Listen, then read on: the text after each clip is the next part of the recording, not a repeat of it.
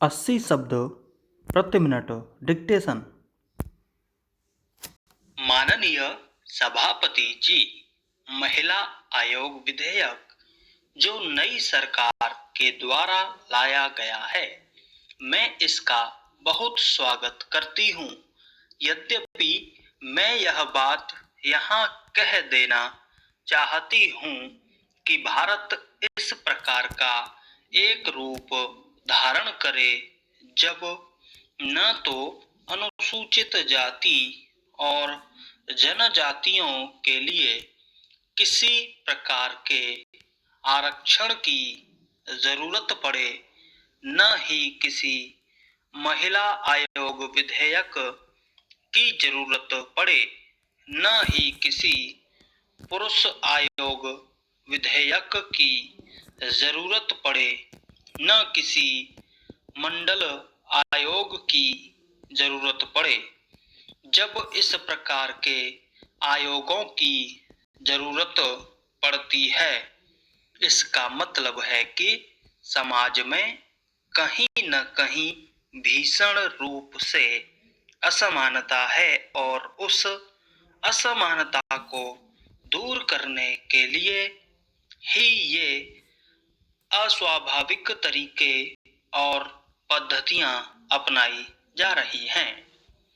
मैं इसका स्वागत करने के साथ साथ एक बात और निवेदन करना चाहती हूँ कि महिला आयोग विधेयक को मैं यह नहीं मानती हूँ कि यह महिलाओं के ऊपर कोई बहुत बड़ा उपकार किया गया है, बल्कि मैं मानती हूँ कि सदियों से हमारे देश में विकृत मान्यताओं के कारण महिलाओं की शक्ति को जिसे कम आंका गया है, उस अपराध का, उस भूल का इस विधेयक के द्वारा प्रायश्चित किया जा रहा है।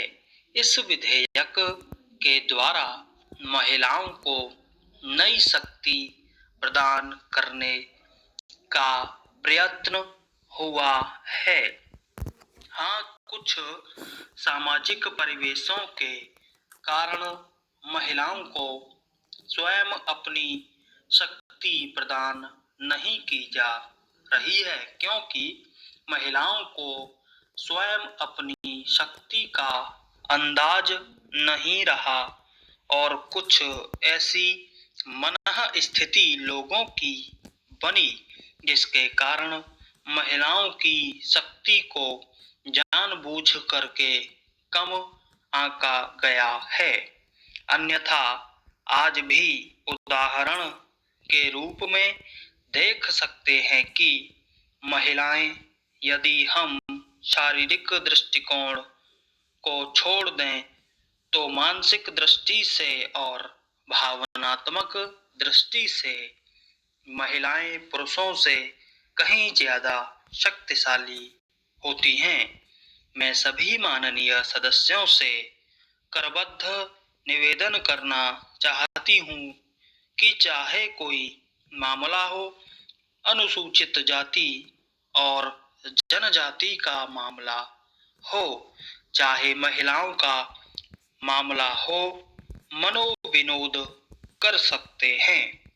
सदन की परिपाटी में मनोविनोद शामिल है और उसका सम्मान भी है, लेकिन मनोविनोद इस सीमा तक न ले जाएं जिससे किसी विषय की गंभीरता कम हो जाए।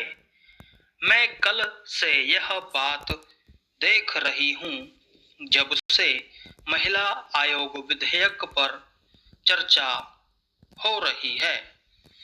इस विधेयक की चर्चा के दौरान मैंने कल भी देखा कि मनोविनोद इस सीमा तक पहुंच गया कि मुझे इस बात का आश्चर्य हुआ।